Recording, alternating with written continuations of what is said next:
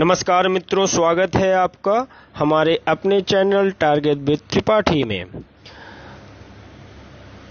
हमने विगत क्लासों में मौर्य काल और मौर्योत्तर काल दोनों का विस्तृत रूप से अध्ययन किया है।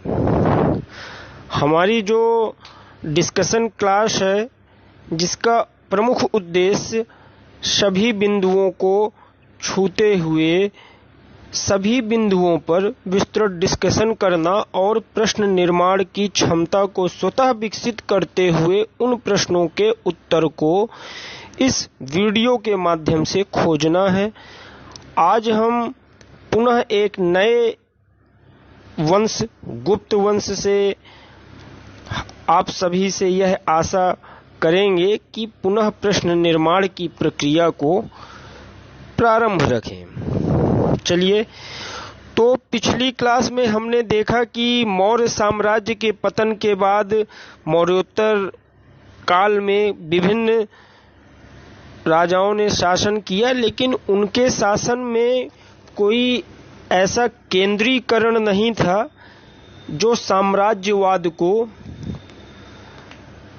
फैला सके, या यूं कहें कि जो संपूर्ण साम्राज्य की जड़ों को एक बिंदु पर पिरो सके और संपूर्ण साम्राज्य का शासित कर सके।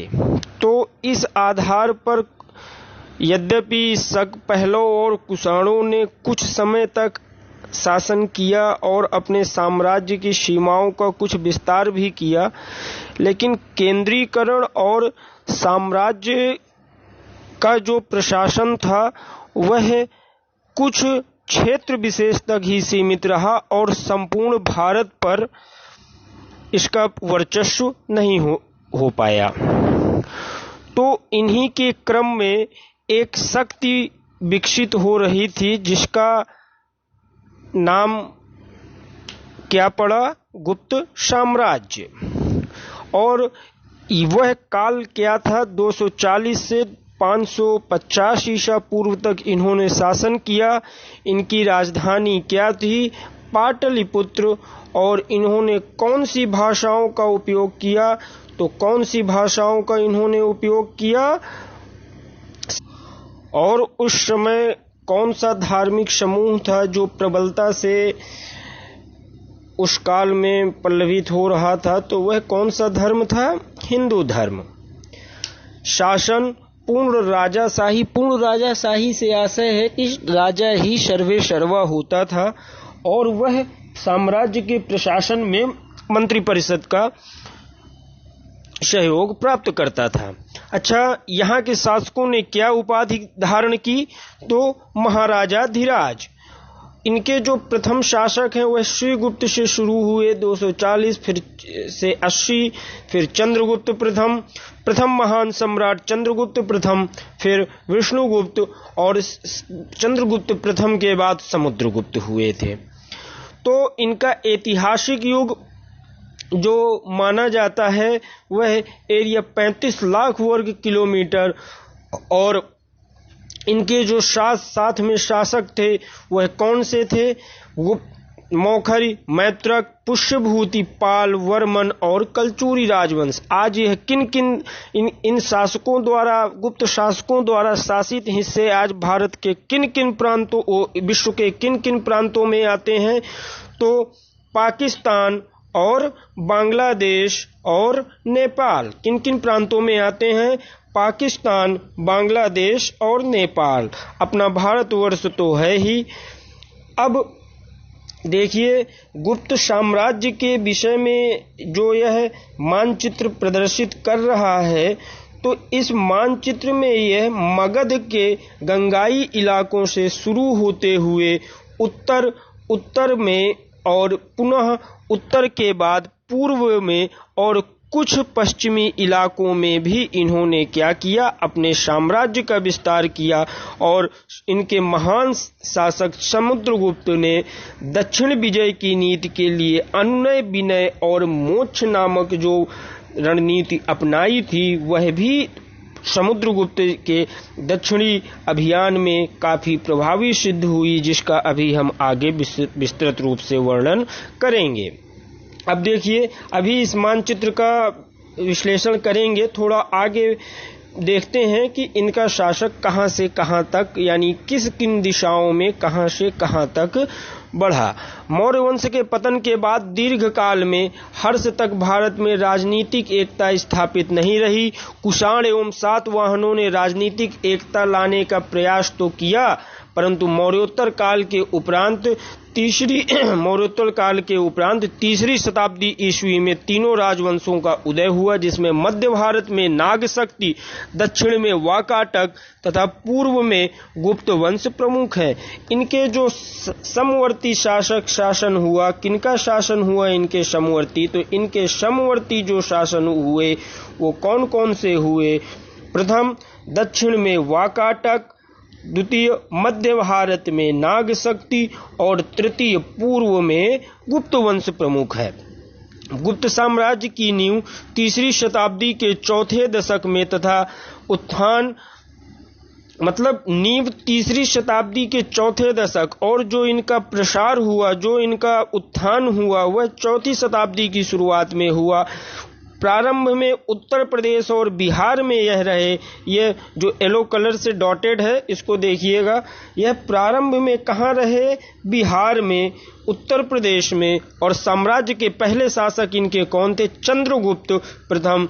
उन्होंने अपनी शादी लिच्छवी के साथ की और गुप्त साम्राज्य को क्या किया? एकजुट किया। उनके प्रसिद्ध पुत्र समुद्रगुप्त ने विजय के माध्यम से साम्राज्य का विस्तार किया। ऐसा लगता है कि उनके अभियानों ने उत्तरी और पूर्वी भारत में गुप्त शक्ति का विस्तार किया। अब देखिए, जो इस लाइन के माध्यम से समुद्रगुप्त के विषय में बताया गया है कि उन्होंने कहाँ किया? उत्तरी और पूर्वी भारत में गुप्त शक्ति का विस्तार किया। तो इनके विषय में एक जो विदेशी नेपोलियन इनको कहा गया, तो डॉक्टर वी.ए. स्मिथ ने इनकी साम्राज्यवाद को देखते हुए, इनके विजय नीति को देखते हुए, इनके दक्षिण की विजय नीति अनुनय, विनय और जो मोक्ष पर आधारित थी, और उत्तर पूर्वी विस्तार को देखते हुए ही इन्हें क्या कहा है? भारत का नेपोलियन कहा है। क्या इनको संज्ञा दी गई है? भारत का नेपोलियन की संज्ञा दी गई है। किसे दी गई है? समुद्रगुप्त को। किसने दी है? Doctor VA. स्मिथ जी ने। पुनः हम देखते हैं कि मानचित्र के माध्यम से जो समुद्रगुप्त के विषय में बताया गया कि उत्तर और पूर्व में इन्होंने अपने साम्राज्य का विस्तार किया। तो उत्तर में देखिए, यह उस समय का अविभाजित भारत है जिसमें पाकिस्तान और अफगानिस्तान के सारे क्षेत्र समाहित है। ये जो मैं यहाँ पर लाइनिंग कर रहा हूँ, देखिए, यह तो हमारे भारत की सीमा हुई। ये जो सीमा है ये क्या है? हमारे भारत का एक मानचित्र में देखिए, है ना। तो ये सीमा क्या है? भारत की। और इधर से अब जब हम देख रहे हैं तो यह अफगानिस्तान और पाकिस्तान के लगे हुए इलाके हैं। तो इसके माध्यम से अभी क्या बताया जा रहा है कि पुनः देखिए, उत्तरी इलाका, ये पूरे उत्तरी इलाके किसके? ये जो ये कलर है, इस कलर के माध्यम से समुद्रगुप्त को बताया गया है। किसको बताया गया है? समुद्रगुप्त के साम्राज्य को बताया गया है। तो देखिए, ये उत्तरी विस्तार यहाँ से लेकर यहाँ पर कहीं जम्मू कश्मीर होगा, फिर नीचे हिमाचल होगा, इसी से नीचे आते हुए हरियाणा, फिर इधर से नीचे आते हुए उत्तराखंड इधर कहीं, फिर ये इधर से ये उत्तर प्रदेश, मतलब इलाकों में देखिए ये सीधे सीधे उत्तर और फिर इधर से ये उत्तर, ये इधर से पूर्वी, फिर कुछ पश्चिमी इलाके और कुछ इधर के क्षेत्र। तो अगर इनका विजय देखा जाए तो इनका जो साम्राज्य देखा जाए, इनका साम्राज्य अत्यंत क्या था? व्यापक था। अब ये जो डार्क ब्लू में दिखाया गया है। डार्क ब्लू में किसका दिखाया गया है? चंद्रगुप्त का, चंद्रगुप्त प्रथम का। ये डार्क ब्लू में चंद्रगुप्त प्रथम के साम्राज्य दिखाए गए हैं, जो कि प्रतीत होता है उत्तर प्रदेश और बिहार के कुछ प्रांत, बिहार से। तो इधर से इनके साम्राज्य की क्या होती है, शुरुआत होती है, और पुनः इनके साम्राज्य का विस्तार समुद्रगुप्त ने इधर उत्तरी इलाके से और फिर इधर पूर्वी इलाकों में जाते हुए, कुछ पूर्व पश्चिमी इलाकों में जाते हुए और फिर कुछ पश्चिमी दक्षिणी इलाकों से जाते हुए इन्होंने अपने साम्राज्य का विस्तार क्या किया? अत्यंत व्यापक किया। और चंद्रगुप्त द्वितीय का साम्राज्य देखिए, चंद्रगुप्त द्वितीय का साम्राज्य ये इधर गुजरात और ये इधर। तो मतलब अगर देखा जाए तो चंद्रगुप्त साम्राज्य में सर्वाधिक साम्राज्यवादी शासक कौन हुए? समुद्रगुप्त हुए, जिन्होंने अपने साम्राज्य का विस्तार और गुप्त वंश को अत्यधिक समृद्धशाली बनाते हुए और इनका साम्राज्य को अत्यंत व्यापक करते हुए इन्होंने गुप्त वंश को क्या किया? गौरवान्वित महसूस कराया। किसने? समुद्रगुप्त जी ने। अब देखिए आगे इधर हम पढ़ते हैं गुप्त वंश की उत्पत्ति। तो गुप्त वंश की उत्पत्ति में देखेंगे तो साम्राज्य का उदय मैंने जैसे बताया कि 3री शताब्दी के अंत में शुरू हुआ, प्रयाग के निकट कौशाम्बी में। जिस प्राचीनतम गुप्त राजा के बारे में पता चलता है वह कौन थे? श्रीगुप्त। इन्होंने ही प्रथम बार क्या किया था? इन्होंने ही प्रथम बार क्या किया था? किसकी उपाधि ग्रहण की थी? कमेंट करिएगा। हालांकि प्रभावती गुप्त के पूना ताम्रपत्र अभिलेख में इसे आदिराज कहकर संबोधित किया गया है। किसे आदिराज? किस गुप्त शासक को आदिराज कहा गया? श्रीगुप्त को। किसमें उल्लेख मिलता है? प्रभावती गुप्त के पूना ताम्रपत्र अभिलेख में। प्रभावती के पूना ताम्रपत्र अभिलेख में क्या उल्लेख मिलता है? कि श्रीगुप्त को आदिराज कहा गया। फिर देखिए चीनी यात्रियों के लिए इन्होंने एक मंदिर बनवाया था। तो चीनी यात्री इत्सिंग ने 500 वर्षों बाद सन 671 से सन 694 के बीच में इसका उल्लेख किया है। किसने? इत्सिंग ने। क्या वो उल्लेख किया है? एक मंदिर का उल्लेख किया। पुराणों में कहा गया है कि आरंभिक गुप्त राजाओं का साम्राज्य गंगा, द्रोणी, प्रयाग, साकेत, अयोध्या तथा मगध में फैला था। चैप्टर की शुरुआत में ही मैंने बताया था कि प्रारंभिक साम्राज्य इनका कहाँ फैला हुआ था? मगध।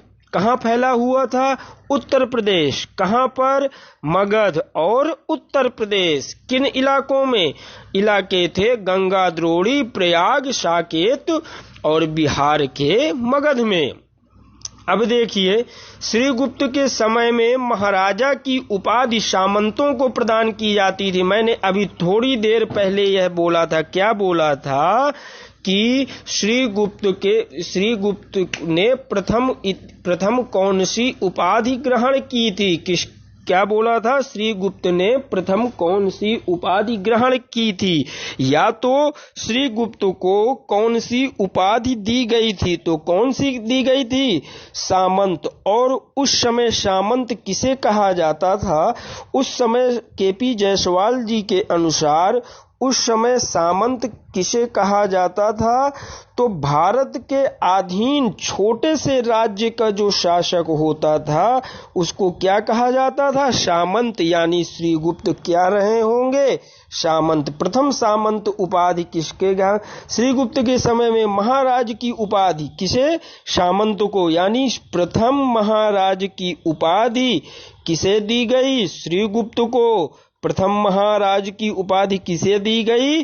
श्रीगुप्त को। उस समय के किन को महाराज की उपाधि दी जाती थी? सामंतों को। और सामंत कौन होते थे? जो एक छोटे से क्षेत्र के शासक होते थे। तो प्रथम इससे आप कौन सा प्रश्न? यह प्रश्न बनाएं कि प्रथम महाराज की उपाधि, आगे लिखेंगे श्रीगुप्त, और वह कौन थे? सामंत थे। हालांकि नेपाल और दक्कन में हाल की खुदाई से पता चला है कि गुप्त प्रत्यय आभार राजाओं से संबंधित थे। किससे? आभार राजाओं से इतिहासकार DR रेग्मी इंपीरियल गुप्तों को नेपाल के आभीर गुप्तों से जोड़ते हैं। अच्छा, ये जो पॉइंट मैं जोड़ता हूँ ये आपके ज्ञान के लिए जोड़ता हूँ, जिससे कि आप किन्हीं सभी चीजों को एक मतलब ऐसा नहीं कि ये कहाँ से आ गया वो कहाँ से आ गया, तो मतलब चीजों को आप एकदम से ग्रहण करिए, जिससे कि आप उन चीजों से यथार्थ के साथ जुड़ सकें और किन्हीं भी चीजों से अनभिज्ञ ना रहें। जो विद्यार्थी दोस्त यह वीडियो देख रहे होंगे देखेंगे, उन्हें जरूर से जरूर विषय के प्रति फीलिंग आएगी, इंटरेस्ट जगेगा। नेक्स्ट शासक हमारे कौन हुए? घटोत्कच। तो श्रीगुप्त के बाद उसका पुत्र घटोत्कच गद्दी पर बैठा। कौन बैठे? घटोत्कच गद्दी पर बैठे। अब देखिए, वह शाही परिवार का वंशज रहा हो सकता है। प्रभावती गुप्त के पूना एवं रिद्धपुर ताम्रपत्र अभिलेख में घटोत्कच को गुप्त वंश का प्रथम राजा बताया गया है। क्या बताया गया है? प्रथम राजा। और वंश की शुरुआत किसने की? श्रीगुप्त ने। प्रथम राजा किसे बताया गया? घटोत्कच। अब देखिए, चंद्रगुप्त प्रथम। सन 320 ईस्वी में चंद्रगुप्त प्रथम अपने पिता घटोत्कच के बाद क्या बने? राजा बने।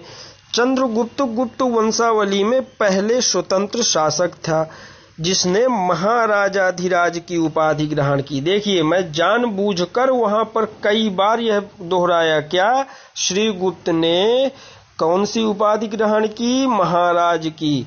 क्यों? क्योंकि उस समय सामंतों को महाराज की उपाधि दी जाती थी। यहाँ पर प्रथम महाराजाधिराज की उपाधि किसने ग्रहण की? चंद्रगुप्त प्रथम ने। किस सन में शासक बने?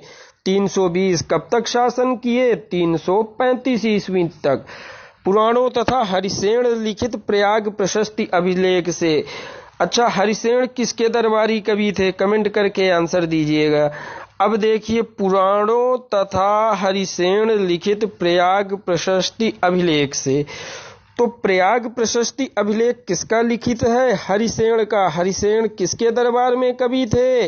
अभी आगे हम पढ़ेंगे किसके दरबार में, पढ़ेंगे अभी आगे। प्रथम के राज्य के विस्तार के विषय में जानकारी मिलती है। कौन से प्रथम के? यानी पुराणों से और हरिसेन के द्वारा लिखित प्रयाग प्रशस्ति अभिलेख से हमें किसकी जानकारी मिलती है? चंद्रगुप्त प्रथम के साम्राज्य के विस्तार के विषय में। चंद्रगुप्त ने लिच्छवी के सहयोग और समर्थन पाने के लिए उनकी राजकुमारी कुमार देवी के साथ विवाह किया। किसके साथ उनका विवाह हुआ? कुमार देवी के साथ। ये किस वंश से संबंधित थी? किस वंश से संबंधित थी? लिच्छवी वंश से। कुमार देवी किस वंश से संबंधित थी? लिच्छवी वंश से। देखिए, अभी टॉपिक स्टार्ट ही हुआ है और 7 से 8 क्वेश्चन आपके तैयार हो गए होंगे। स्मिथ के अनुसार इस वैवाहिक संबंध के परिणाम स्वरूप चंद्रगुप्त ने लिच्छवियों का राज्य प्राप्त कर लिया तथा मगध उसके सीमावर्ती क्षेत्र में आ गया। कुमार देवी के साथ विवाह संबंध करके चंद्रगुप्त प्रथम ने वैशाली राज्य प्राप्त किया। क्या प्राप्त किया? वैशाली राज्य। अच्छा, वैशाली का नाम वैशाली कैसे पड़ा? अगर आप लोगों ने महाजनपद की क्लास ली होगी तो मैंने विस्तृत इस विषय में बताया था। वैशाली का नाम वैशाली कैसे पड़ा? इक्ष्वाकु वंश राजा विशाल के नाम पर। वैशाली के संस्थापक कौन थे? इक्ष्वाकु वंशीय राजा विशाल। चंद्रगुप्त ने जो सिक्के चलाए उसमें चंद्रगुप्त और कुमार देवी के चित्र अंकित होते थे। लिच्छवियों के दूसरे राज्य नेपाल के राज्य को तो इन्होंने किसको मिलाया? चंद्रगुप्त प्रथम ने वैशाली राज्य को। अब देखिए, लिच्छवियों के दूसरे राज्य नेपाल के राज्य को उसके पुत्र किसने मिलाया? समुद्रगुप्त ने। तो हमें यहाँ पर जानकारी क्या प्राप्त हो रही है? लिच्छवी किस उसके थे? किसके थे? लिच्छवी नेपाल के। कहाँ के थे? तो लिच्छवी कहाँ के हुए? नेपाल के। ठीक है। अब यहाँ से अपन देखेंगे महेंद्र राय चौधरी के अनुसार अपने महान पूर्ववर्ती शासक बिंबिसार के भांति चंद्रगुप्त प्रथम ने लिच्छवी राजकुमारी कुमार देवी के साथ विवाह कर द्वितीय मगध साम्राज्य की स्थापना की। किसकी? द्वितीय मगध साम्राज्य की। यह जो पूरा पैरा है इसमें सिर्फ और सिर्फ मैं आपको क्या बताना चाह रहा हूं कि जो चंद्रगुप्त के प्रथम के जो भी विवाह संपर्क थे, जो भी विवाह इन्होंने किए, तो उनका एक और बहुत बड़ा महत्वपूर्ण कारण उन विवाहों का क्या रहा? अपने साम्राज्य का विस्तार करना। क्या करना? विवाह संबंधों के माध्यम से अपने साम्राज्य का विस्तार करना। जैसे कुमार देवी के साथ विवाह कर द्वितीय मगध साम्राज्य की स्थापना। विवाह की स्मृति में राजा रानी प्रकार के सिक्कों का क्या कराया? चलन कराया। इस प्रकार स्पष्ट है कि लिच्छवियों के साथ संबंध स्थापित कर चंद्रगुप्त प्रथम ने अपने राज्य को राजनैतिक दृष्टि से सुदृढ़ तथा आर्थिक दृष्टि से समृद्ध बना दिया। ठीक है, तो लिच्छवियों के साथ जब चंद्रगुप्त प्रथम के क्या हुए? विवाह संबंध स्थापित हुए और लिच्छवी को अपने मगध साम्राज्य में मिला लिया, तो दो साम्राज्यों के आपस में मिल जाने से उनकी संस्कृतियों के, उनके सामाजिक संबंधों के और उनके राजनैतिक प्रशासन के तौर तरीकों से के आपस में मिलने से क्या हुआ? साम्राज्य एक मजबूती के साथ साम्राज्य आगे बढ़ रहा था। अर्थात चंद्रगुप्त मौर्य की विवाह संबंध नीति किससे संबंधित है? विवाह संबंध नीति अपने साम्राज्य के विस्तार से महत्वपूर्ण रूप से संबंधित है। चंद्रगुप्त ने महाराजाधिराज की उपाधि ग्रहण की। प्रथम महाराजाधिराज की उपाधि ग्रहण करने वाले चंद्रगुप्त प्रथम ही हैं। गुप्त संवत 319 से 20 की स्थापना की। गुप्त संवत तथा शक संवत के मध्य कितने वर्षों का अंतर है? 241 वर्ष का अंतर है। एग्जाम में कई बार इस प्रश्न को पूछा भी गया है। अब देखिए, पढ़ते हैं महान समुद्रगुप्त के विषय में। चंद्रगुप्त प्रथम के बाद 335 में कुमार देवी का पुत्र समुद्रगुप्त राजगद्दी पर बैठा। कुमार देवी जो लिच्छवी राजकुमारी कुमार देवी थीं, जिनके साथ चंद्रगुप्त प्रथम ने अपने वैवाहिक संबंध स्थापित किए थे, तो उनके पुत्र समुद्रगुप्त फिर राजगद्दी पर बैठे। संपूर्ण प्राचीन भारतीय इतिहास में महानतम शासकों में उन्हें परक्रमांक कहा गया है। उन्हें क्या कहा गया है? परक्रमांक। मेरे साथ कई बार बोलिए, क्या कहा गया है? परक्रमांक। किन्हें कहा गया है? समुद्रगुप्त को। समुद्रगुप्त का शासनकाल राजनैतिक एवं सांस्कृतिक दृष्टि से गुप्त साम्राज्य के उत्कर्ष का काल माना जाता है। गुप्त साम्राज्य की राजधानी पाटलिपुत्र थी। गुप्त साम्राज्य ने महाराजाधिराज की समुद्रगुप्त ने चंद्रगुप्त प्रथम और समुद्रगुप्त दोनों ने महाराजाधिराज की उपाधि ग्रहण की। और अगर प्रश्न आए प्रथम बार महाराजाधिराज तो चंद्रगुप्त प्रथम, द्वितीय बार समुद्रगुप्त ने।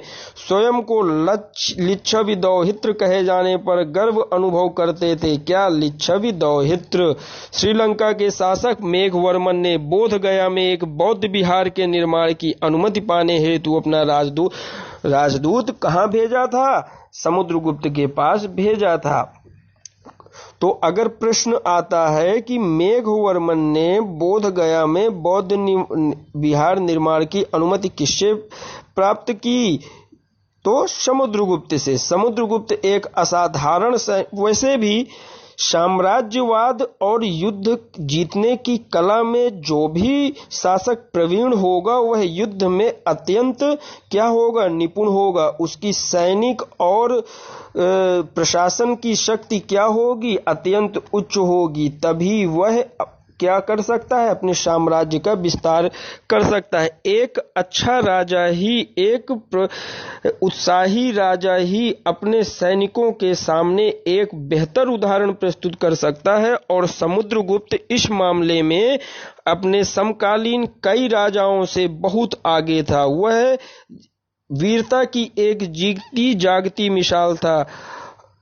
समुद्रगुप्त असाधारण सैनिक योग्यता वाला था। श्रीलंका के महान शासक मेघवर्मन ने अपना राजदूत भेजा था किसके पास? समुद्रगुप्त के पास। क्यों भेजा था?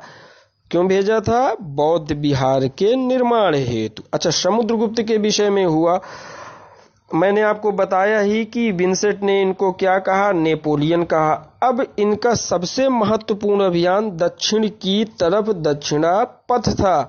इसके साथ 12 विजयों का उल्लेख मिलता है। समुद्रगुप्त एक अच्छा राजा होने के अतिरिक्त एक कवि तथा संगीतज्ञ था। उसे कला मर्मज्ञ भी माना जाता है। उसका देहांत 380 में हुआ ईसा पूर्व में, जिसके बाद उसके पुत्र चंद्रगुप्त द्वितीय राजा बने। वह उच्च कोटि का विद्वान था, विद्या का संरक्षक था, उसे कविराज भी कहा गया है। वह महान संगीतज्ञ था जिसे बीड़ा वादन का शौक था। इसने प्रसिद्ध बौद्ध विद्वान वसुबंधु को अपना मंत्री नियुक्त किया। अगर पूछा जाए वसुबंधु किससे संबंधित थे, तो वसुबंधु किससे संबंधित थे?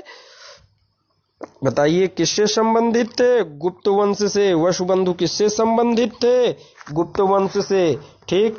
अब समुद्रगुप्त के विषय में कहा जाता है कि वह वीर, उच्च सैनिक योग्यता वाला सैनिक तो और अच्छा कुशल शासक, प्रशासनिक प्रदेष्टा तो था ही साथ कवि भी था, संगीतज्ञ भी था, अर्थात वह बहुमुखी प्रतिभा का धनी था। वह एक बहुत अच्छा वीणा वादक भी था। अच्छा, हरिसेन जो मैंने आपको अभी कुछ देर पहले बताया, वह किसके दरबारी कवि थे? वह समुद्रगुप्त के दरबारी कवि थे और मंत्री भी थे। ठीक है। हरिसेन द्वारा रचित प्रयाग प्रशस्ति से समुद्रगुप्त के राज्यारोहण विजय साम्राज्य के संबंध में सटीक जानकारी प्राप्त होती है। समुद्रगुप्त का नाम काव्यालंकार सूत्र में चंद्र प्रकाश मिलता है। भैया टप्पा मार लो, छपेगा ये प्रश्न एग्जाम में।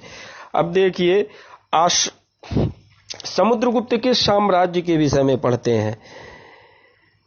समुद्रगुप्त ने एक विशाल साम्राज्य का निर्माण किया, जो मैंने अभी मानचित्र के माध्यम से बताया भी। उत्तर में हिमालय से लेकर दक्षिण में विंध्य पर्वत तक, पूर्व में बंगाल की खाड़ी से पश्चिम में पूर्वी मालवा तक विस्तृत था। कश्मीर, पश्चिमी पंजाब, पश्चिमी राजस्थान, सिंध तथा गुजरात को छोड़कर समस्त उत्तर भारत इसमें क्या थे?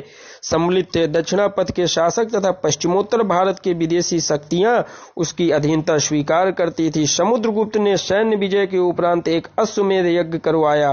प्रयाग प्रशस्ति के आधार अश्वमेध यज्ञ कराने वाले एक शासक कौन थे? समुद्रगुप्त। हालांकि बाद में तो कई शासकों ने कराए, तो यहां पर गुप्त वंश में किसने कराया? समुद्रगुप्त ने। प्रयाग प्रशस्ति के अनुसार समुद्रगुप्त की दिग्विजय का ध्येय धरण, दिग्विजय से आशय था चारों दिशाओं का विजेता। दिग्विजय का ध्येय धरणिबंध भूमंडल को बांधना था। उन्होंने उत्तर भारत के 9 शासकों को पराजित किया, जिनमें अच्युत, नागसेन तथा गणपतिनाथ प्रमुख थे। अगर पूछता है उत्तर भारत के किन किन शासकों को समुद्रगुप्त ने पराजित किया, तो उनमें से अच्युत, नागसेन और गणपतिनाथ भी एक प्रमुख शासक थे। समुद्रगुप्त के काल में सदियों के राजनीतिक विकेंद्रीकरण तथा विदेशी शक्तियों के आधिपत्य के बाद आर्यवर्त पुनः नैतिक, बौद्धिक तथा भौतिक उन्नति की चोटी पर जा पहुंचा था। अब देखिए, इनके बाद के शासक कौन हुए? रामगुप्त। तो समुद्रगुप्त के बाद कौन शासक बने? रामगुप्त।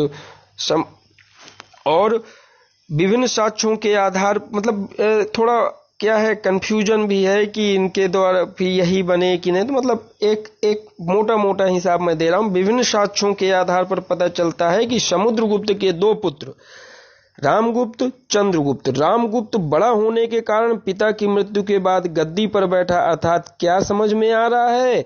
पद कैसे थे? वंशानुगत। लेकिन वह निर्बल एवं कायर था। वह शकों द्वारा क्या हुआ? पराजित हुआ। कौन शकों द्वारा पराजित हुआ? बड़ा पुत्र रामगुप्त। और अत्यंत अपमानजनक संधि हुई। पत्नी ध्रुव स्वामिनी को सकराज को भेंट में दे दिया था, लेकिन उसका छोटा भाई चंद्रगुप्त द्वितीय बड़ा ही वीर एवं स्वाभिमानी था। वह छद्म भेष में ध्रुव स्वामिनी के वेश में सकराज के पास गया। फलतः रामगुप्त निंदनीय होता गया। तत्पश्चात चंद्रगुप्त द्वितीय ने अपने बड़े भाई रामगुप्त की हत्या कर दी। समुद्र बताया गया कि समुद्रगुप्त के 2 पुत्र रामगुप्त और चंद्रगुप्त द्वितीय। रामगुप्त थोड़ा कायर था, अपमानजनक संधि हुई, शकों ने उसको पराजित किया। फिर इसके बाद अपमानजनक संधि हुई और उस संधि में वह उसको अपनी ध्रुव स्वामिनी को दे दिया था। अपनी किसको दे दिया था? अपनी पत्नी को। तो फिर उसके और गुप्त साम्राज्य के अपने स्वाभिमान की रक्षा के लिए इसके छोटे भाई छद्म वेश बनाकर गए। यह एक कहानी प्रकार की है, इसे थोड़ा देखिएगा, जानकारी होनी चाहिए जिससे कि आप अपने को टच महसूस कर सके। अब देखिए चंद्रगुप्त द्वितीय विक्रमादित्य। चंद्रगुप्त द्वितीय सिंहासन पर आसीन हुआ। वह समुद्रगुप्त का प्रधान, मतलब ये तो देख लिए ना कि रामगुप्त की हत्या कर दी। अब इसके बाद वह सिंहासन पर बैठे। समुद्रगुप्त की प्रधान महिषी दत्त देवी से हुआ। वह क्या हुआ? वह विक्रमादित्य के नाम से इतिहास में क्या हुए? प्रसिद्ध हुए। कौन? चंद्रगुप्त द्वितीय। किस नाम से प्रसिद्ध हुए इतिहास में? विक्रमादित्य के नाम से। उसने 375 से 415 तक शासन किया, 415 ईसा पूर्व तक शासन किया। चंद्रगुप्त द्वितीय ने शकों पर अपनी विजय हासिल की, जिसके बाद गुप्त साम्राज्य एक शक्तिशाली राज्य बन गया। हालांकि चंद्रगुप्त द्वितीय का अन्य बेहद इंपॉर्टेंट है एग्जाम के पॉइंट ऑफ व्यू से। चंद्रगुप्त द्वितीय के ये जो अन्य नाम हैं, देवगुप्त, देवश्री, देवराज, ये क्या है? बेहद इंपॉर्टेंट है। इनको एकदम से टिक्का मार लो भैया, छपने ही वाला है। कौन से प्रश्न? देवगुप्त और देवराज, देवश्री, यह चंद्रगुप्त द्वितीय के अन्य नाम हैं। ठीक है। उसने विक्रमांक, विक्रमादित्य, परम भागवत आदि उपाधियां ग्रहण की। कौन कौन सी उपाधियां? विक्रमांक, विक्रमादित्य, परम भागवत आदि उपाधियां। उसने नाग वंश, वाकाटक और कदंब राजवंश, मतलब अपने जो पूर्वजों की परंपराओं को आगे बढ़ाया, वैवाहिक संबंध स्थापित किए विभिन्न राजवंशों से और अपने साम्राज्य को क्या किया? आगे बढ़ाया। ठीक वही देखिए इसमें दिया है, कुमारगुप्त का विवाह कदंब वंश से हुआ। मतलब कुमारगुप्त कौन हुए? फिर उनके जो पुत्र हुए। मतलब इन्होंने विवाह के माध्यम से अपने क्या किए? अपने साम्राज्य को आगे बढ़ाया। अब देखिए चंद्रगुप्त द्वितीय का काल ब्राह्मण धर्म के चरमोत्कर्ष का काल था। यह एग्जाम के पॉइंट ऑफ व्यू से मच इंपॉर्टेंट प्रश्न बन जाता है। कौन सा? चंद्रगुप्त द्वितीय का काल ब्राह्मण धर्म के चरमोत्कर्ष का काल था। इसका प्रधान सचिव वीरेन शैव तथा सेनापति आम्र कारदव था। विद्वानों को इसमें संदेह है कि चंद्रगुप्त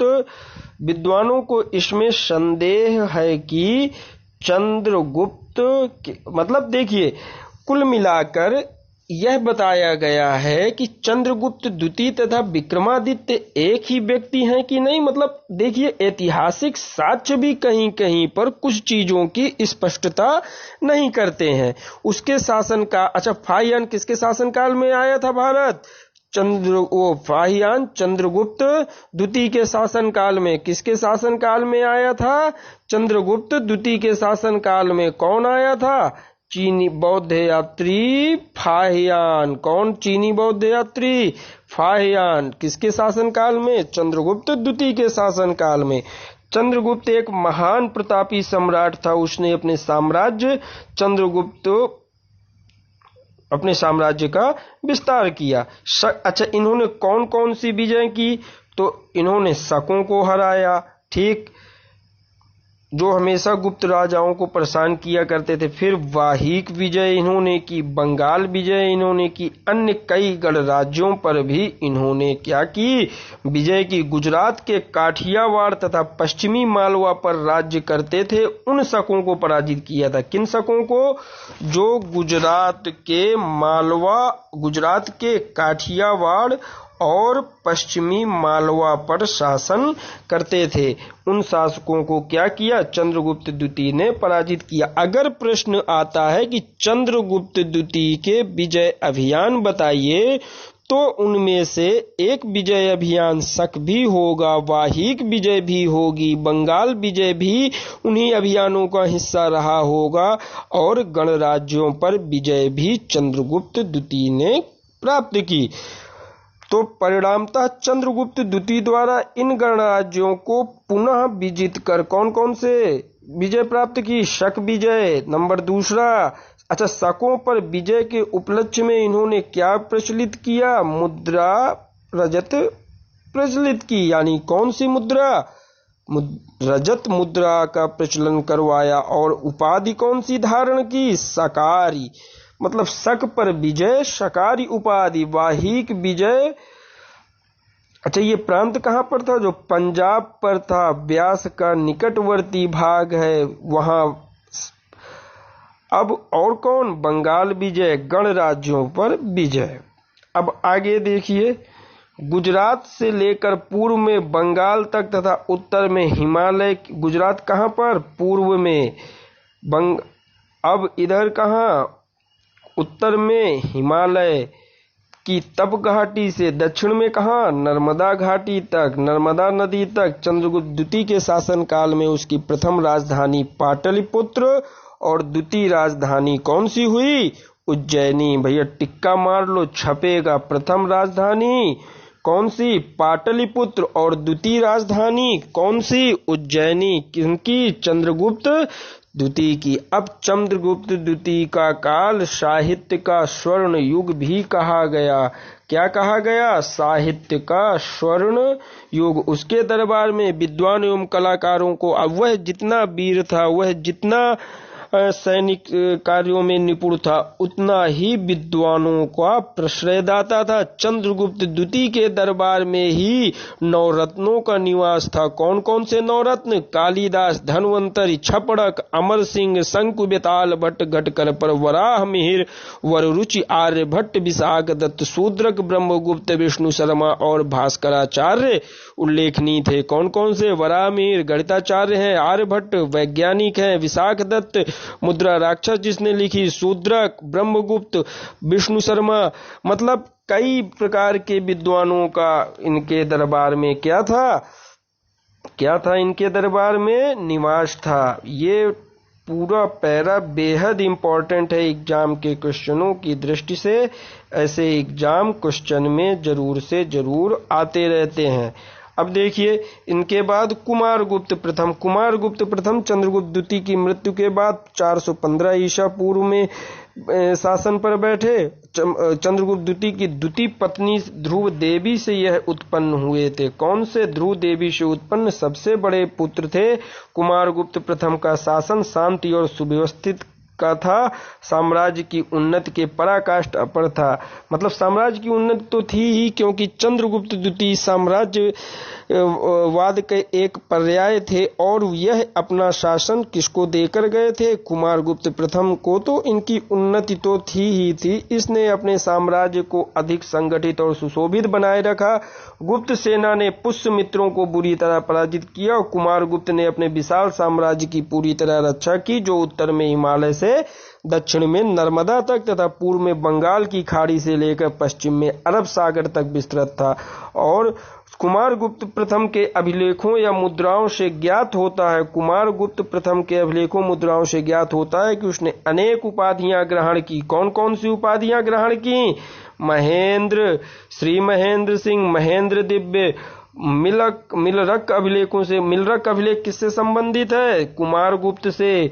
कुमारगुप्त के साम्राज्य में चतुर्दिक सुख शांति का वातावरण, मतलब इनका साम्राज्य जो था चंद्रगुप्त द्वितीय के द्वारा प्राप्त साम्राज्य की इन्होंने विस्तृत पूर्वक रक्षा की और विस्तार भी अपने साम्राज्य का किया। पुष्यभूमियों को हराया और इनका साम्राज्य सुख और शांति का द्योतक था। इनके काल में जो कुछ प्रमुख घटनाएं हुई हैं उनका हम वर्णन करते हैं। प्रथम, पुष्यमित्र से युद्ध। भीतरी इस अभिलेख से ज्ञात होता। भीतरी स्तंभ लेख किससे संबंधित है?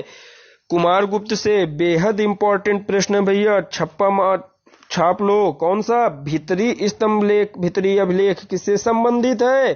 कुमारगुप्त से। इसमें किसकी जानकारी मिलती है? पुष्यमित्रों से हुए युद्ध की जानकारी मिलती है। किनसे जानकारी मिलती है? पुष्यमित्र से हुए युद्धों की जानकारी मिलती है। किस अभिलेख से?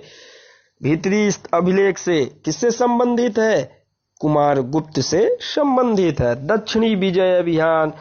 कुमारगुप्त ने समुद्रगुप्त के समान दक्षिण भारत का अभियान चलाया, लेकिन सतारा जिले के अभिलेखों से यह स्पष्ट नहीं हो पाता। अश्वमेध यज्ञ, यानी समुद्रगुप्त के बाद अश्वमेध यज्ञ किसने कराया? कुमारगुप्त ने। नालंदा विश्वविद्यालय, माना जाता है कि नालंदा विश्वविद्यालय का निर्माण गुप्त राजा कुमार गुप्त द्वारा किया गया। किसके द्वारा किया गया? कुमार गुप्त द्वारा किया गया। भैया छाप लेना कॉपी में, बेहद इंपॉर्टेंट।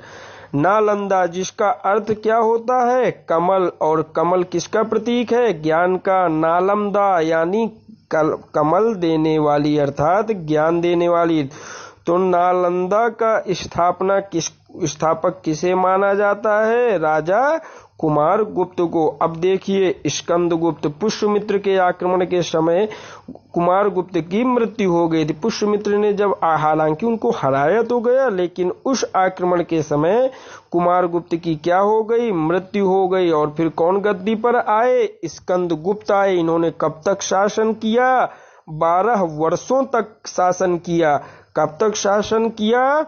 12 वर्षों तक। उसने सर्वप्रथम पुष्यमित्र को हराया, उस पर विजय प्राप्त की। हालांकि वह पहले से ही इसमें शामिल रहता था। मंदसौर अभिलेख से ज्ञात होता है। मंदसौर अभिलेख जिस अभिलेख से जिस शासक के बारे में जानकारी मिले, वह अभिलेख बेहद इंपॉर्टेंट, क्योंकि वह पर्टिकुलर उस शासक की जानकारी देता है, तो वह क्वेश्चन निर्माण की दृष्टि से बेहद इंपॉर्टेंट हो जाता है। तो यहाँ पर मंदसौर अभिलेख किससे संबंधित है? मंदसौर अभिलेख संबंधित है स्कंदगुप्त से। मेरे साथ साथ पढ़ते बोलते जाइएगा। मंदसौर अभिलेख किससे संबंधित है? स्कंदगुप्त से।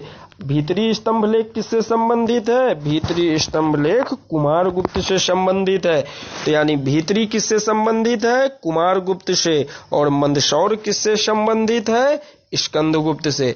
अब इनने कब तक शासन किया? 12 वर्ष तक शासन किया। स्कंदगुप्त ने विक्रमादित्य, क्रमादित्य आदि उपाधि, कौन कौन सी? विक्रमादित्य और क्रमादित्य उपाधि। कहोम अभिलेख में स्कंद यानी कहोम और मंदसौर किससे संबंधित है?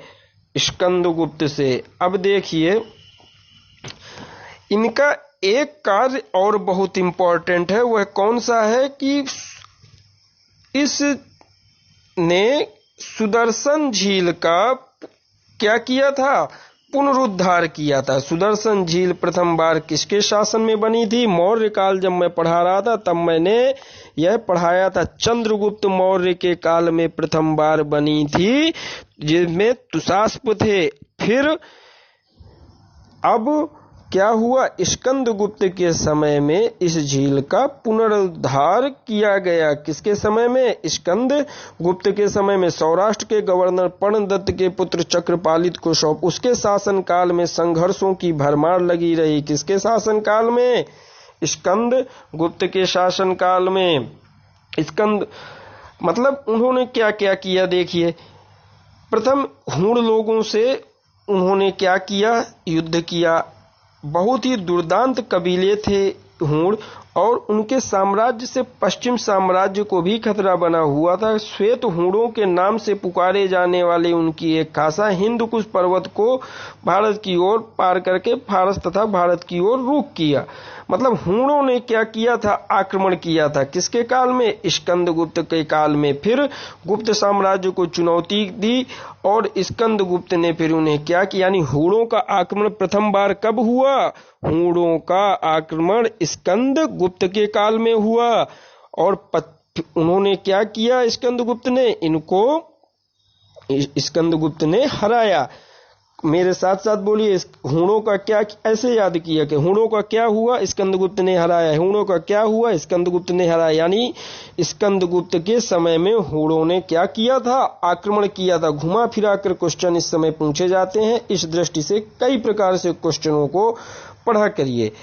अब देखिए, इंडोनेशिया के जावा में स्थित बोरोबुदुर, इस भवन की डिजाइन पर गुप्त स्थापत्य का प्रभाव देखा जा सकता है। स्कंदगुप्त राजवंश का आखिरी सम्राट था। स्कंदगुप्त राजवंश का आखिरी सम्राट था। अब देखिए, इंडोनेशिया के जावा में स्थित बोरोबुदुर के भवन की डिजाइन से गुप्त स्थापत्य, मतलब ये थोड़ा एक मंदिर मुझे मिला था, तो गुप्त स्थापत्य को दिखाने की दृष्टि से मैंने यह चित्र इसमें डाला है। अब देखिए पतन, स्कंदगुप्त की मृत्यु 467 में हुई। गुप्त वंश का अस्तित्व हालांकि 100 वर्षों तक बना रहा, पर यह धीरे धीरे फिर क्या होता गया, कमजोर होता गया। कई शासक हुए, उनमें से कौन कौन से थे, पुरुगुप्त, कुमारगुप्त द्वितीय, बुद्धगुप्त, मतलब कई शासक हुए, लेकिन फिर गुप्त साम्राज्य धीरे धीरे पतन की ओर अग्रसित होता गया। और कौन कौन से, कुमारगुप्त तृतीय, दामोदर गुप्त, और कौन से हुए, महासेन गुप्त, फिर कौन हुए, देवगुप्त, माधव गुप्त। शासकों को मैं थोड़ा सा आपके सामने सम्मुख रखना चाह रहा हूं। प्रमुख रूप से गुप्त साम्राज्य का 550 ईस्वी में पतन हो गया। बुद्धगुप्त के उत्तराधिकारी क्या हुए, अयोग्य निकले और हूणों के आक्रमण का सामना नहीं कर सके। हूणों ने सन 512 में तोड़माल के नेतृत्व में फिर हमला किया और ग्वालियर तथा मालवा के एक बड़े क्षेत्र पर शासन कर लिया। 606 में हर्ष का शासन आने से पहले, 606 ईस्वी में हर्ष का शासन आने से पहले तक अराजकता छाई रही और हूण ज्यादा समय तक शासन ना कर सके। क्यों? क्योंकि फिर कौन आ गए थे, हर्ष। अब देखिए, अब क्या बताया मैंने कि कुमारगुप्त तक जो शासन था, स्कंदगुप्त हैं ये, स्कंदगुप्त के बाद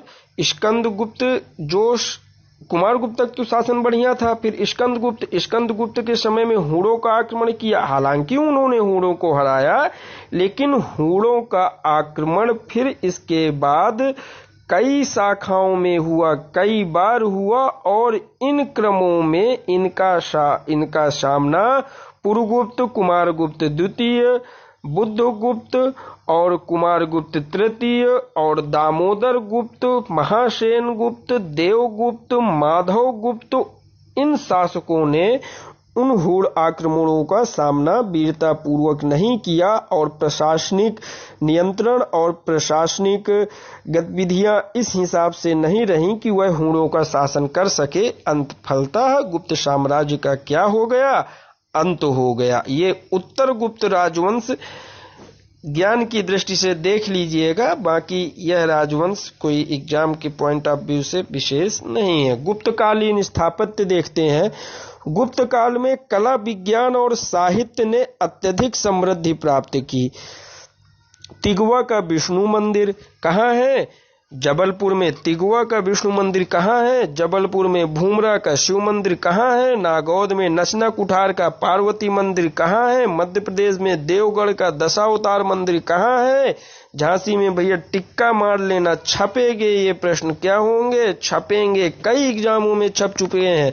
तिगवा का मंदिर कहाँ है, जबलपुर मध्य प्रदेश। भूमरा का शिव मंदिर कहाँ है, नागौद मध्य प्रदेश। नचना कुठार का पार्वती मंदिर कहाँ है, मध्य प्रदेश। देवगढ़ का दशावतार मंदिर कहाँ है, झांसी उत्तर प्रदेश। तथा ईंटों से निर्मित भीतर गांव का लक्ष्मण मंदिर कहाँ है, कानपुर उत्तर प्रदेश में।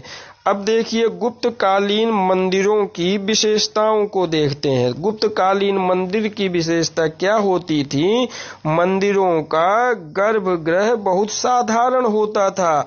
मंदिर में शिखर नहीं मिलते थे, चबूतरे पर बनाया जाता था मंदिरों को। कहाँ, मंदिरों को चबूतरों पर बनाया जाता था, शिखर नहीं मिलते थे। गर्भगृह बहुत साधारण होता था, गर्भगृह में देवताओं को स्थापित किया जाता था। प्रारंभिक गुप्त मंदिरों में अलंकरण नहीं मिलता है। भीतरगांव कानपुर स्थित विष्णु मंदिर नक्काशीदार है। गुप्तकालीन मंदिरों में प्रवेश मतलब क्या था, चबूतरों पर मंदिर बनते थे और इन पर क्या होते थे, शिखर नहीं मिलते थे, यानी। और गर्भगृह यानी जहां मूर्तियां रहती थीं, वह मूर्तियां स्थापित होती थीं, वह क्या होते थे, बहुत साधारण होते थे। ठीक है। अब देखिए बेहद इंपॉर्टेंट है देवगढ़ के, मतलब ये मंदिर तो मैंने ऊपर बता ही दिए हैं, और मंदिर किस प्रकार के थे ये जानकारी भी इसके माध्यम से हुई। और गुप्त काल के मंदिर और उनके स्थल बेहद इंपॉर्टेंट है। शासकों की सूची है, अपन पढ़ ही चुके हैं श्रीगुप्त प्रथम के समय। अच्छा अब देखिए इन शासकों को जल्दी जल्दी अब रिवीजन की दृष्टि से मैंने ये पॉइंट्स डाले हैं, तो अब थोड़ा इसको जल्दी जल्दी देखते हैं। श्रीगुप्त प्रथम ने प्रथम बार क्या उपाधि धारण की थी? महाराज की। अब फिर उस समय महाराज किसको बोला जाता था? किसको? सामंतों को। फिर घटोत्कच आए, फिर चंद्रगुप्त प्रथम जिन्होंने महाराजाधिराज की उपाधि धारण की। समुद्रगुप्त ने अश्वमेध यज्ञ कराया, इन्हीं को नेपोलियन भी बोला जाता है। नेपोलियन समुद्रगुप्त को किसने कहा था? नेपोलियन समुद्रगुप्त को B.A. स्मिथ ने कहा था। फिर रामगुप्त आए, फिर चंद्र विक्रमादित्य आए, फिर कुमारगुप्त प्रथम आए, फिर स्कंदगुप्त आए। इसके बाद के जो शासक हुए इधर पुरुगुप्त और फिर कुमारगुप्त द्वितीय, बुद्धगुप्त, नरसिंहगुप्त, ये सारे शासक कमजोर हुए और इन्होंने हूणों के आक्रमण का सफलतापूर्वक सामना नहीं किया, जिससे हूणों का साम्राज्य स्थापित हो गया और अंततः 550 ईसा पूर्व में गुप्त राजवंश पूरी तरह से क्या हो गया? पतन की ओर अग्रसर हो गया। चंद्रगुप्त द्वितीय के राज दरबार में कौन कौन से नवरत्न थे? चंद्रगुप्त द्वितीय के राज दरबार में यह नवरत्न थे। इनको टिक्का मार लीजिएगा, इंपॉर्टेंट है, इसीलिए मैं अलग से पुनः लाया हूं, चैप्टर के साथ साथ पुनः रिवीजन करा रहा हूं। गुप्त साम्राज्य के पतन के कारण अयोग्य तथा निर्बल उत्तराधिकारी, विकेंद्रित स्वरूप। हाँ, विकेंद्रित स्वरूप तो हो जाए जब कोई शासन को एक सूत्र एक बीज में बांधने वाला नहीं रह जाएगा। शासक जब स्वतः सैनिक परांगत या कुशल सैनिक नहीं होगा तो फिर शासन कैसा होगा? विकेंद्रित ही हो जाएगा। उच्च पदों पर नियुक्त योग्यता पर न होकर अनुवांशिक हो गई। प्रांतीय मतलब जब आप योग्यता के आधार पर न कर अनुवांशिक कर देंगे, वंशानुगत कर देंगे, तो फिर योग्यता तो मिलेगी ही नहीं। फिर क्या मिलेंगे? घर के लोग ही मिलेंगे। प्रांतीय शासकों को विशेषाधिकार प्रदान करना और बाह्य आक्रमण। उस समय बाह्य आक्रमण किसका हुआ था? हूणों का, जिसका इन्होंने सफलतापूर्वक सामना नहीं किया। प्रशासन दैवीय उत्पत्ति सिद्धांत लोकप्रिय था। कौन सा? राजपद वंशानुगत था। यह मतलब प्रशासन बता रहे, राजपद कैसा था? वंशानुगत था। गुप्तकालीन प्रशासन विकेंद्रीकरण व्यवस्था पराध संघात्मक था। राजा न्याय व्यवस्था का प्रधान होता था, परंतु विधि निर्माण का अधिकार सीमित था। राजा का मुख्य कार्य जनता की एवं राज्य की सुरक्षा करना, वर्ण व्यवस्था कायम रखना तथा धर्म की रक्षा करना था। अब केंद्रीय प्रशासन, राजा प्रशासन के सर्वोच्च अधिकारी होते थे, विधि निर्माण के अधिकारी नहीं थे। न्यायपालिका, कार्यपालिका एवं सैन्य प्रधान प्रशासन के सर्वोच्च अधिकारी थे। देश को क्या बोला जाता था? राष्ट्र। प्रशासन की सबसे बड़ी इकाई को क्या बोला जाता था? राष्ट्र। भुक्ति को क्या कहते थे? प्रांत। बेहद इंपॉर्टेंट है भैया एग्जाम की दृष्टि से। विषय को क्या बोला जाता था? जिला। विषय को क्या बोला जाता था? जिला। प्रश्न विषयक महत्वपूर्ण हो जाता है, यह प्रश्न की दृष्टि से अत्यंत महत्वपूर्ण हो जाता है। यह प्रांतों का विभाजन विषय और जिलों में होता था, प्रश्न की दृष्टि से अति महत्वपूर्ण हो जाती हैं यह लाइनें। इसका सर्वोच्च अधिकारी विषयपति था। बेहद इंपॉर्टेंट। विषयपति की सहायता श्रेष्ठ सार्थ व कुलिक कायस्थ करते थे। विधि तहसील मतलब देख लीजिए, सबसे बड़ी इकाई क्या थी? देश, जिसे क्या बोला जाता था? प्रांत बोला जाता था। फिर देश भुक्तियों में बटा हुआ था। देश किस में बटा हुआ था? भुक्तियों में बटा हुआ था। कुमार मात्यों को नियुक्त किया जाता था। कुमार मात्य वही राजकुमार। यहाँ उपरिक नामक अधिकारी होता था। विषय को क्या बोला जाता था? जिला भी बोला जाता था। प्रांत का विभाजन विषय और जिलों में होता था। सर्वोच्च अधिकारी विषपति थे। सर्वोच्च अधिकारी कौन से थे? इनके सर्वोच्च अधिकारी का नाम विषयपति था। सर्वोच्च अधिकारी का नाम विषयपति था। प्रश्न की दृष्टि से यह लाइनें देख लीजिएगा, बेहद इंपॉर्टेंट है। ठीक है, अब देखिए, पेठ विधि से छोटी इकाई थी। गांवों के संघ को क्या कहा जाता था? पेठ। गुप्तकालीन प्रशासन की सबसे छोटी इकाई क्या थी? गांव। गुप्त साम्राज्य के प्रशासनिक अधिकारी, महाबलाधिकृत, सेनापति, ये सब रट्टाफिकेशन है भैया, इनको याद कर लीजिएगा। महाबलाधिकृत, सेनापति, महादंडनायक, न्यायाधीश। दंड नायक, दंड का जो नायक है, न्यायाधीश। दंड मतलब कुछ ट्रिक के माध्यम से याद करिएगा। भंडार गृह अधिकारी, जैसे राजकोष अधिकारी। अग्रहारिक, दान विभाग का प्रधान। याद कर लीजिएगा भैया। कैसे क्वेश्चन आ सकता है, गुप्त काल में सेनापति नामक अधिकारी कौन था?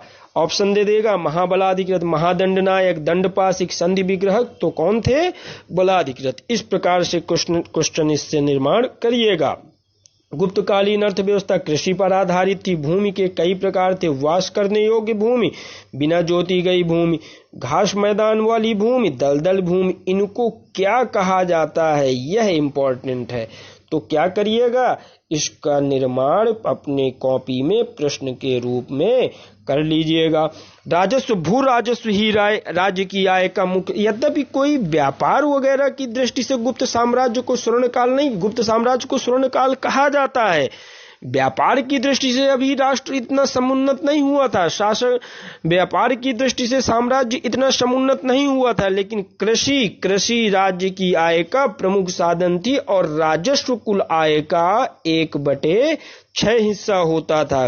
विभिन्न प्रकार के कर जैसे धान्य, भट्ट कर, पुलिस कर, बलि एक धार्मिक कर था, विष्ट, बेगार कर, तो ये इन करों को भी प्रश्न की दृष्टि से याद रखिएगा। इनसे संबंधित अभी मैं क्वेश्चन लाऊंगा, बिना किसी डिस्कशन के मैं डायरेक्ट आंसर बताऊंगा और कोशिश करिएगा कि आप इस क्लास के माध्यम से कई प्रश्न करों से संबंधित सॉल्व कर चुके हो। कल मैं इससे संबंधित प्रश्न जरूर कराऊंगा। अब देखिए, भू राजस्व नगद तथा अनाज दोनों के रूप में वसूला जाता था। भू राजस्व नगद भी लिया जाता था और अनाज भी लिया जाता था। हिरण्य सामुदायिक नगद भू राजस्व वसूलने वाले को कहा, औदरांगिक अनाज के रूप में भू राजस्व को वसूलने वाले को क्या कहा जाता था?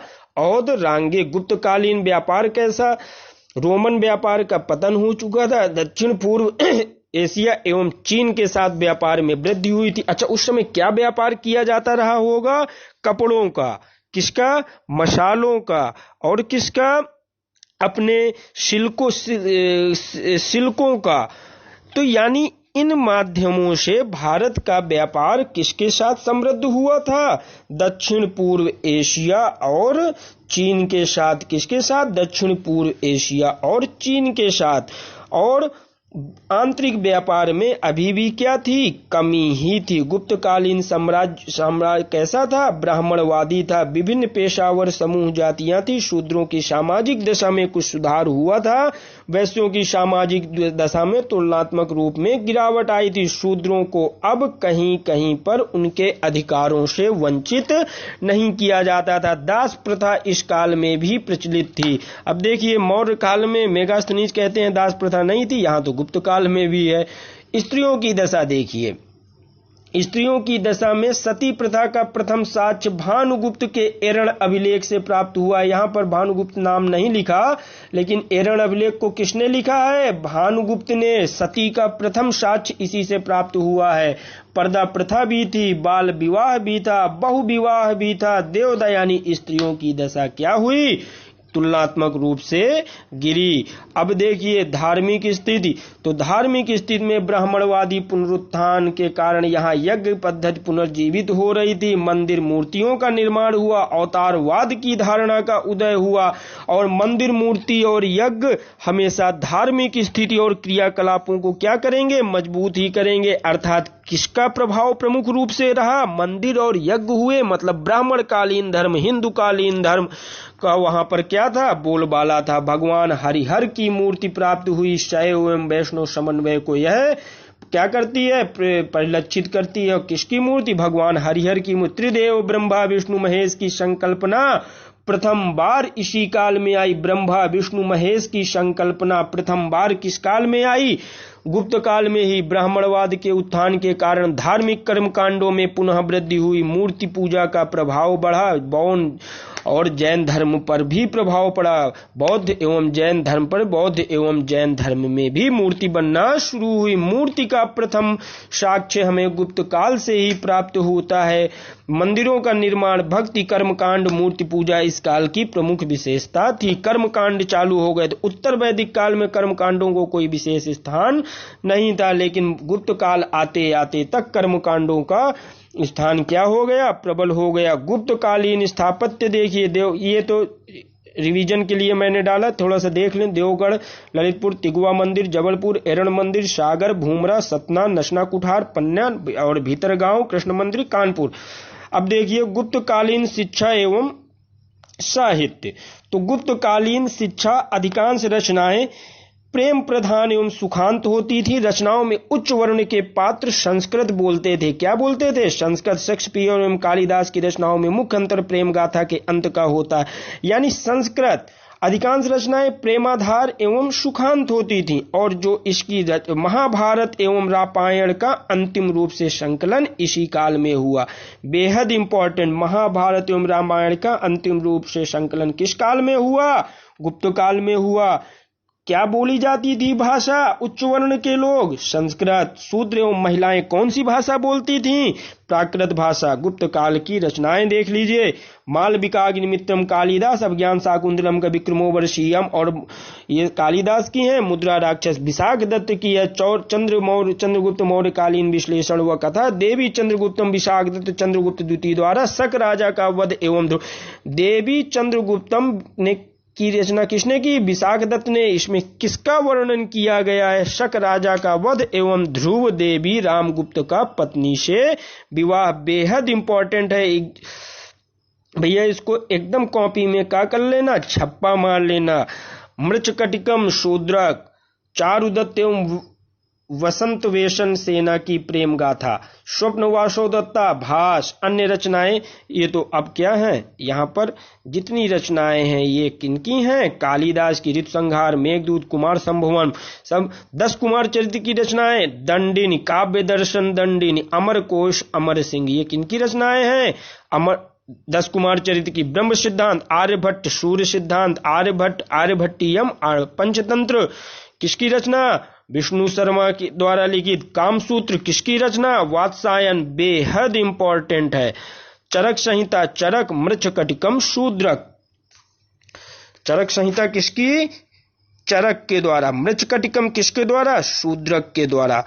अतः मित्रों, गुप्त साम्राज्य की हमने सभी बिंदुओं पर विस्तृत चर्चा को खत्म किया है, और अब मुझे आशा ही नहीं पूर्ण विश्वास है कि नियर अबाउट आप कम से कम इस वीडियो के माध्यम से 50 महत्वपूर्ण प्रश्नों का संकलन तैयार कर लेंगे, जो कि प्रश्न निर्माण की दृष्टि से और उन प्रश्नों के उत्तर प्राप्त करने की दृष्टि से यह वीडियो अत्यंत महत्वपूर्ण हो जाता है। अतः वीडियो को धीरे धीरे करके और मेरे साथ प्रश्नों को और उन उत्तरों को साथ में बोलिए। प्रश्नों और उत्तरों को स्वतः क्या होंगे?